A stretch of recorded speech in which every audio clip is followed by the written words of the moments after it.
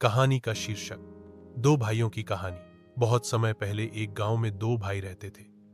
उनके माता पिता का एक सड़क हादसे में देहांत हो गया था जब दोनों बहुत छोटे थे। माँ बाप के जाने के बाद दोनों भाइयों ने एक दूसरे का सहारा बनकर जिंदगी काटी। वे एक दूसरे से बहुत प्यार करते थे और जैसे दो शरीर में एक आत्मा थे। बड़ा भाई पढ़ाई में तेज था। उसने खूब मेहनत की और पढ़ाई पूरी करके एक बड़ी कंपनी में नौकरी पा ली। छोटा भाई पढ़ाई में कमजोर था। कई बार फेल होने के बाद उसने पढ़ाई छोड़ दी और गांव में ही रहने लगा। बड़ा भाई विदेश चला गया, लेकिन वह हर महीने छोटे भाई को पैसे भेजता था ताकि उसे कोई परेशानी न हो। धीरे धीरे छोटे भाई की संगत बिगड़ने लगी। वह गांव के गलत लोगों के साथ बैठने लगा और नशा करने लगा। बड़े भाई के भेजे हुए पैसे वह नशे में उड़ा देता था। जैसे तैसे उसकी शादी हुई, लेकिन उसने अपनी आदतें नहीं बदली।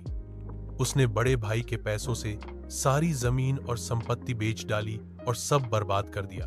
कई साल बाद बड़ा भाई अचानक भारत आया। उसने देखा कि उनका घर और खेत सब बिक चुका है और छोटा भाई नशे में डूबा पड़ा है। यह देखकर उसका दिल टूट गया। उसने अपने छोटे भाई से कहा, मैंने तुम पर भरोसा किया था, तुम्हारी मदद करने के लिए दिन रात मेहनत की और तुमने सब बर्बाद कर दिया। दोनों भाइयों के बीच खूब झगड़ा हुआ।